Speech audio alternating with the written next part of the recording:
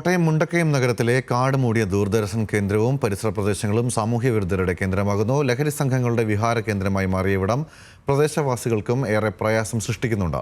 ഇതിനെതിരെ നിരവധി തവണ പരാതി നൽകിയിട്ടും അധികാരികൾ അവഗണിക്കുകയാണെന്നാണ് ആരോപണം. ഈ റിപ്പോർട്ടോടുകൂടി ഉദയം മലയാളം പൂർണ്ണമാവുകയാണ്. നമസ്കാരം.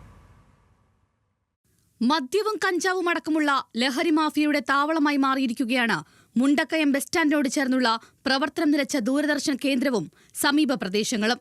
മാരക ലഹരി വസ്തുക്കൾ ഉപയോഗിക്കുവാൻ സാമൂഹ്യ വിരുദ്ധർ തെരഞ്ഞെടുക്കുന്ന സ്ഥലമായി ഇത് മാറി. രാത്രികാലങ്ങളിലാണ് സാമൂഹ്യ വിരുദ്ധരുടെ ശല്യം രൂക്ഷമാകുന്നത്. ദൂരസ്ഥലങ്ങളിൽ നിന്നുള്ളവരാണ് ലഹരി ഉപയോഗത്തിനായി കൂടുതലായി എത്തുന്നത്. സന്ധ്യ കഴിഞ്ഞാൽ പിന്നെ ഭയങ്കര ആണുങ്ങളാണ്. ഏത് രാജ്യത്തുനിന്ന് പോലും വരുന്നതെന്ന് ഞങ്ങൾക്ക് അറിയാൻ വയ്യ. അതുപോലെ ആൺപിള്ളേരാണ് വെള്ളം അടിക്കാനും അല്ലാത്തതിനും എല്ലാം എവിടെയുള്ളതാണെന്ന് പോലും അറിയത്തില്ല.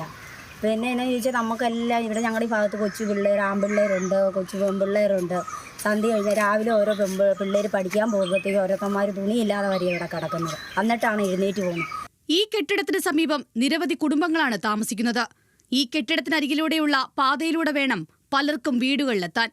ലഹരി സംഘത്തെ ഭയന്ന സ്ത്രീകൾ ഈ വഴി ഉപയോഗിക്കാറില്ല. ലഹരി സംഘം ഉപയോഗിച്ച ശേഷം ഉപേക്ഷിക്കുന്ന വസ്തുക്കൾ കൊച്ചുകുട്ടികളെടുത്ത് ഉപയോഗിക്കുമെന്ന ഭീതിയും പ്രദേശവാസികൾക്കുണ്ട്. 5:30 കഴിഞ്ഞാൽ പിന്നെ ഇവിടെ കള്ളും കഞ്ചാവും കാരണം ഒരു മനുഷ്യർക്ക് ഇല്ല, നടന്നു പോകാൻ പോലും പറ്റത്തില്ല.